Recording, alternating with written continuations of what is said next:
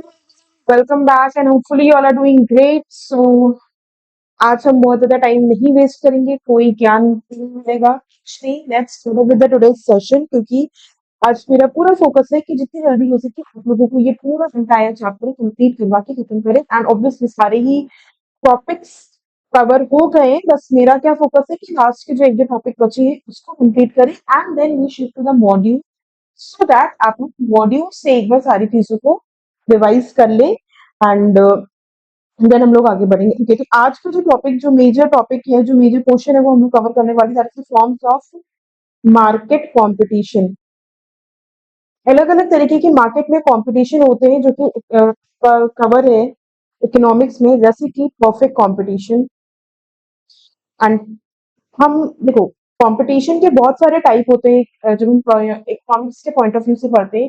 There are so many types of competition, and आपके syllabus में major जो 5 competition है उसके बारे में बात की गई है, तो हम भी उसी पे स्टिक रहेंगे एंड हम भी उसी के बारे में पूरा कंटेंट अपना कंप्लीट करेंगे। ओके, सो परफेक्ट कंपटीशन होता है, then we have a oligopoly, डिओपोली,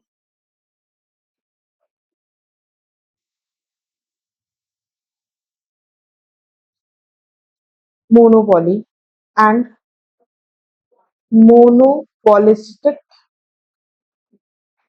competition. ये वो 5 तरीके के कंपटीशन होते हैं जो मार्केट में प्रिवेल कर रहे हैं आज के डेट में। एंड ये आपको बताता है कि किसी भी प्रोडक्ट की डिमांड या सप्लाई भी इस कहीं ना कहीं इन कॉम्पिटिशन्स के ऊपर बहुत ज्यादा मैटर करती है। ऐसे ठीक है, तो perfect competition, monopolistic competition, oligopoly, monopoly and डिओपोली। Start करते हैं हम परफेक्ट कंपटीशन से। परफेक्ट कंपटीशन बेसिकली होता क्या है? देखो, परफेक्ट कंपटीशन का मतलब हो गया कि जहाँ पे एब्सोल्यूट सॉर्ट ऑफ मार्केट जो फॉर्म, जहाँ पे आपका बायर भी होते हैं, आपके सेलर्स भी बहुत सारे होते हैं। ठीक है, तो ये एक एब्सोल्यूट फॉर्म ऑफ मार्केट होती है जहाँ पे आपके बायर्स भी आपको बहुत मिलेंगे एंड कोई सिंगल सेलर की मार्केट में इन्फ्लुएंस नहीं होती बेसिकली। परफेक्ट कंपटीशन क्या होता है?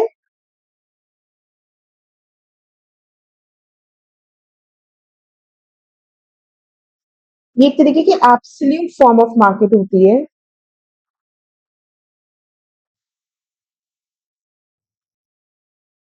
where you will get buyers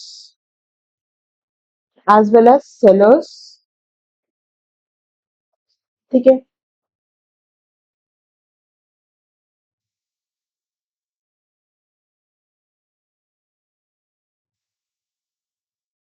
यहाँ पे बेसिकली क्या होता है, यहाँ पे आपके जो कंज्यूमर्स होते हैं,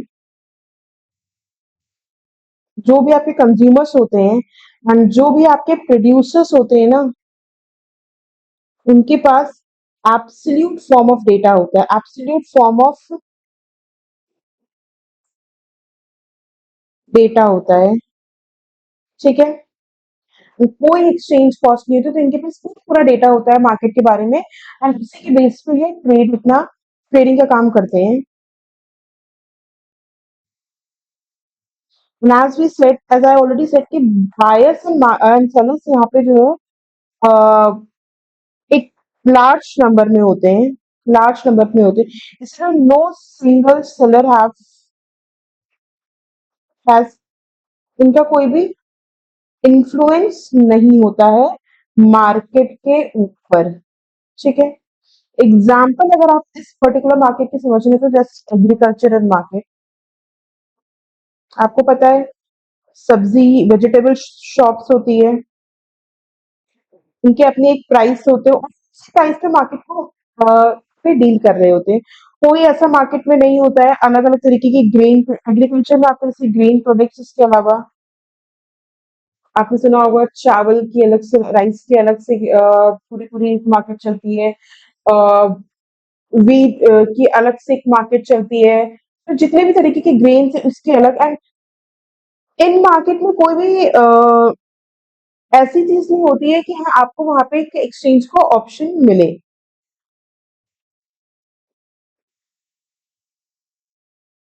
ठीक है, इसमें आपका फॉरेन एक्सचेंज मार्केट भी आ जाती है। मतलब समझो, परफेक्ट कंपटीशन का मतलब क्या है? एक ऐसी मार्केट जहां पे हर तरीके के जहाँ पे एक तरीके के प्रोडक्ट सेल एंड परचेज हो रहे हो एंड उनकी अपनी एक क्वालिटी हो, उनकी अपनी एक डिमांड हो, उनकी अपनी एक सेल हो, कंपटीशन वाला ना। देखो आप अगर फॉरेन एक्सचेंज मार्केट में जाओ या आप इवन सिक्योरिटी मार्केट में जाओ, ट्रेडिंग ऑप्शन होते हैं, इसमें एक ही तरीके की ट्रेडिंग में आपको जो है शेयर्स आपको वहां पे मिल जाते हैं, म्यूचुअल फंड्स आपको मिल जाते हैं, आप इन्वेस्ट करो तो वो एक मार्केट हुई ना। आप रिटेल वेबसाइट्स पे चले जाओ, आप ई-कॉमर्स वेबसाइट्स पे चले जाओ, आप अमेज़न, फ्लिपकार्ट पे चले जाओ, आपको पता है वहाँ पे अगर सर्च किया उस पे कोई भी एक प्रोडक्ट, उस प्रोडक्ट से आपको बहुत सारे प्रोड्यूसर्स मिल जाएँगे एंड कंज्यूमर्स मिल जाएँगे। ये जो तरीके की मार्केट होती है जहाँ पे कॉम्पिटिशन है, एक पर्सन कोई इन्फ्लुएंस नहीं कर सकता। देखो जैसे अपने आप अगर सिक्योरिटी मार्केट में देखो, सबकी इक्विवेलेंटली ट्रेडिंग एंड वो चले। देखो कोई कोई ट्रेडर अच्छा परफॉर्म कर सकता है, कोई ट्रेडर खराब, कोई कंपनी खराब परफॉर्म कर सकती है, वो एक प्लेटफॉर्म तो इक्वल मिला है ना, कोई इन्फ्लुएंस लेगा ना कि नहीं इसका प्रोडक्ट ज्यादा है, इसका ट्रेडिंग में लगा दो, मतलब वो प्रोड्यूसर तो इन्फ्लुएंस नहीं कर पाएगा ना। So that is the market, that is what's perfect competition market. देख लेते हैं एक बार। Large number of buyers and sellers होते हैं, यहाँ पे सारे सेलर्स स्मॉल होते हैं, कोई सिंगल सेलर नहीं मार्केट को इन्फ्लुएंस कर सकता है। सारी ही फर्म्स प्राइस टेकर्स होती हैं यहाँ पे। assumption क्या मान के चलते हैं, प्रोडक्ट्स होमोजेनियस होते हैं यानी एक ही जैसे होते हैं। फर्म्स का सिर्फ एम होता है profit maximization. Free entry exit होती है, कोई कॉन्सेप्ट नहीं होता, कंज्यूमर प्रेफरेंस पे, ब्रांड लॉयल्टी पे सब कुछ जाते हैं। आप इवन अगर सिक्योरिटी में इन्वेस्ट करने जा रहे हो, आपको पता है ये ब्रांड की भाई अच्छा है, इसके ऊपर हम इन्वेस्ट कर लेंगे, या कोई रिटेल वेबसाइट से खरीदने जा रहे हो, आपको पता है ये ब्रांड तो अच्छा है। ब्रांड की अपनी खुद की गुडविल के ऊपर सारी चीजें डिपेंड करती हैं, ठीक है ना। नेक्स्ट कॉन्सेप्ट है मोनोपोलिस्टिक कंपटीशन। ये क्या पोर्ट्रे करता है, ये पोर्ट्रे करता है कि किस तरीके से एक ऐसी इंडस्ट्रीज को जहाँ पे बहुत सी फर्म ऑफर करती है सर्विसेज एंड अपने प्रोडक्ट्स को जो कॉम्पिटिटिव होते हैं, जो कंपैरेटिव होते हैं बेसिकली।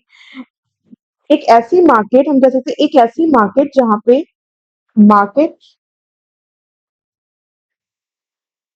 मोनोपोलिस्टिक में क्या होता है, ऐसी मार्केट जहाँ पे numerous firms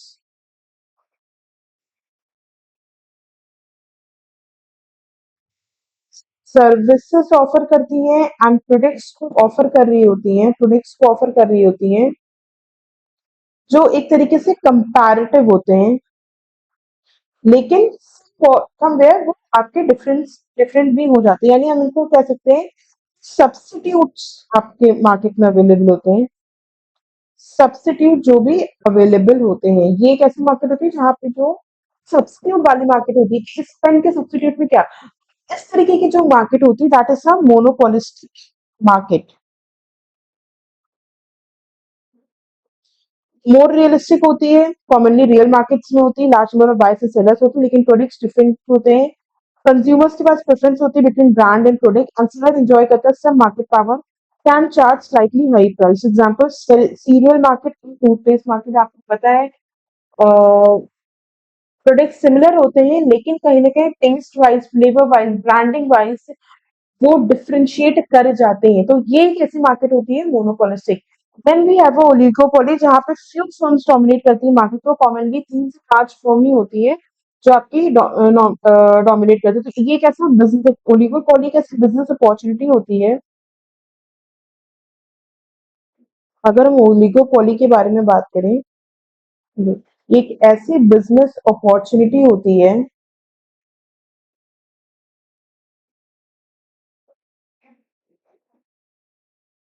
service and products के लिए जो इन्फ्लुएंस्ड होती है परचेजर से। तो ये सेलर के ऊपर नहीं होती, ये परचेजर से इन्फ्लुएंस होती है,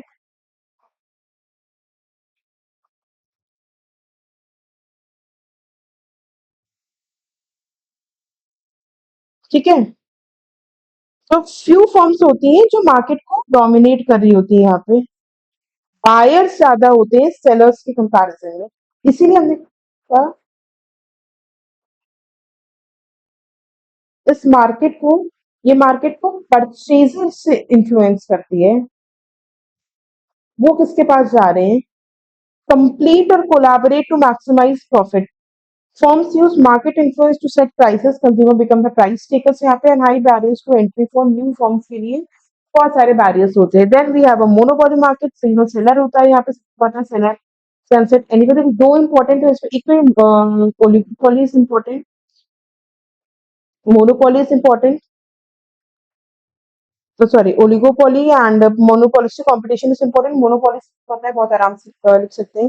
then we have a duopoly, special type of oligopoly market defined by exactly two firms, very rare only two firms to exist in the market, यहाँ पे सिर्फ दो ही फर्म एग्जिस्ट कर रही होती है, ठीक है, इम्परफेक्टली कॉम्पिटिटिव होती है। तो ये चांसेस है कि आ भी सकता है, नहीं भी हो सकता, ओनली डिफरेंस के फॉर्म में आ सकता है कि इन पांचों के बीच का आप डिफरेंस बताओ, उस तरीके से क्वेश्चन आ सकता है, तो आप इसको इस तरीके से लिख के आ सकते हो। Okay, next we have elasticity of supply. हमने क्योंकि इलास्टिसिटी ऑफ डिमांड पे बहुत ज्यादा टाइम ऑलरेडी दे लिया, तो मुझे नहीं लगता है कि इलास्टिसिटी ऑफ सप्लाई पे बहुत ज्यादा टाइम डिवोट करने की जरूरत है, तो मैं डायरेक्टली इसको आपको यहाँ से करवा रही हूँ। अगर हाँ, आप लोग इलास्टिसिटी ऑफ डिमांड को अच्छे से समझ के आओगे तो ऑटोमेटिकली इसको आप रिलेट कर लोगे इलास्टिसिटी ऑफ सप्लाई से। देखो, इलास्टिसिटी ऑफ सप्लाई का मतलब क्या हो गया? Quantitative relationship between supply of a commodity and उसके प्राइस की। क्वांटिटेटिव रिलेशनशिप होती है यहाँ पे सप्लाई, कमोडिटी की सप्लाई एंड उसके प्राइस के बीच में, change in quantity supply upon change in price. ना परफेक्टली, सबसे पहले तरीका जो होता है, पहला जो टाइप होता है इलास्टिसिटी ऑफ सप्लाई का, वो होता है परफेक्टली इन इलास्टिक सप्लाई। यहाँ पे क्या होता है आपका, ये आपका मान के चलता है कि जब सप्लाई हमारी परफेक्टली इलास्टिक सप्लाई कब होगी? जब हमारी सप्लाई जीरो होगी, यानी जो क्वांटिटी सप्लाई है एंड चेंज इन प्राइस है, क्वांटिटी सप्लाई में कोई चेंज नहीं हो रहा है प्राइस में चेंज होने की वजह से। यानी अगर सप्लाई पहले इतनी थी, अभी भी इतनी है, प्राइस में चेंज हो रहा है, लेकिन सप्लाई हमारी इतनी ही है अभी भी, ठीक है। So when there is no change in supply with a change in price, वो हो गया, तब हम कहेंगे उसको कि वहां पे सप्लाई आपकी जीरो है। इसको हम कहते हैं Mona Lisa painting, this example in unique item. Price कितना भी चेंज हो जाए, क्या वहां सप्लाई में चेंज होगा? नहीं होगा सप्लाई में change, so that is a perfectly inelastic supply। Relatively less elastic का मतलब क्या हो गया? सप्लाई चेंज होती है लेकिन प्राइस चेंज होने से कम, एग्रीकल्चर में प्राइस इतना चेंज नहीं होता, लेकिन उसकी सप्लाई, प्राइस कितना भी चेंज हो जाए सप्लाई में ज्यादा चेंज नहीं आता है। रिलेटिवली ग्रेटर इलास्टिक का मतलब क्या हो गया? Supply changes more than the price changes, manufacture good unitary, supply change exactly to the price change, जैसे आपके curve pass through, okay, perfectly supply is zero at lower price, infinite at higher price। कौन कौन से factors होते हैं जो influence करते हैं price of the good? Probability of future price, future में आपके प्राइस चेंज होने के चांसेस हैं, तो वो कहीं ना कहीं आपके सप्लाई को इफेक्ट कर जाते हैं। Cost of production, nature of the good, length, the production cost rises, supply decrease हो जाती है एट एनी गिवन। अगर प्रोडक्शन का कॉस्ट बढ़ता है तो सप्लाई कम हो जाती है। अगर सेलर चाहता है कि प्राइस बढ़े, तो वहां पे भी आपका करंट सप्लाई डिक्रीज हो सकती है। Higher price generally higher quality quantity supply, more perishable और बल्कि यानी कि लोकल मार्केट में आपको उससे ज्यादा डिमांड होगी, एंड रिलेटिवली वहां पे आपका गिवन प्राइस पे सप्लाई कम होगी, क्योंकि वो पेरिशेबल गुड्स जो होते हैं वो आपको पता है कि वो एक बार में निकले तो निकले, अदरवाइज नहीं इनका है। नेचर ऑफ गुड्स भी आपकी सप्लाई को डिपेंड करता है, and length of time, longer time period हमेशा आपको ग्रेटर डिस्टेंस अलाउ करती है, सप्लाई वहां पे ज्यादा इलास्टिक हो सकती है लॉन्ग रन में।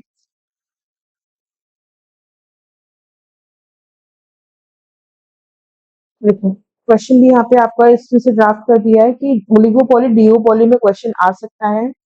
डिओपोली special case of oligopoly with just two dominant one and perfect competition, क्योंकि थ्योरेटिकल है तो क्वेश्चन यहाँ भी आ सकता है।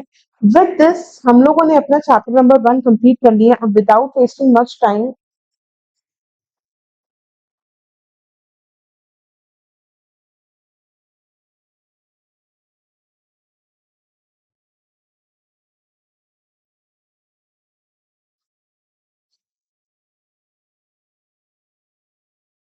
एक बार इसको पूरी तरीके से हम लोग अपनी मॉड्यूल से कवर कर लेते हैं, एंड देन हम फाइंड अप करेंगे इस पूरे चैप्टर को। तो देखो मैं यहाँ पे मॉड्यूल में आपके आज हाईलाइट करवा दे रही हूँ सारी चीज़ों को, जो-जो इम्पोर्टेंट पॉइंट्स हैं, जहाँ-जहाँ मुझे लगता है कि नहीं ये चीज़ आ सकती है क्वेश्चन में, तो मैं उन पॉइंट्स को हाईलाइट करवा दे रही हूँ सो दैट आपके लिए जब आप एग्ज़ाम में बैठो तो आपको बहुत ज़्यादा टाइम उसके ऊपर डिवोट ना करना पड़े। And if you need lectures, if you need notes of this lectures, तो आप लोग एक बार कॉन्टैक्ट भी कर सकते हो, वो भी आपको अवेलेबल करवा दिए जाएँगे। ओके, सो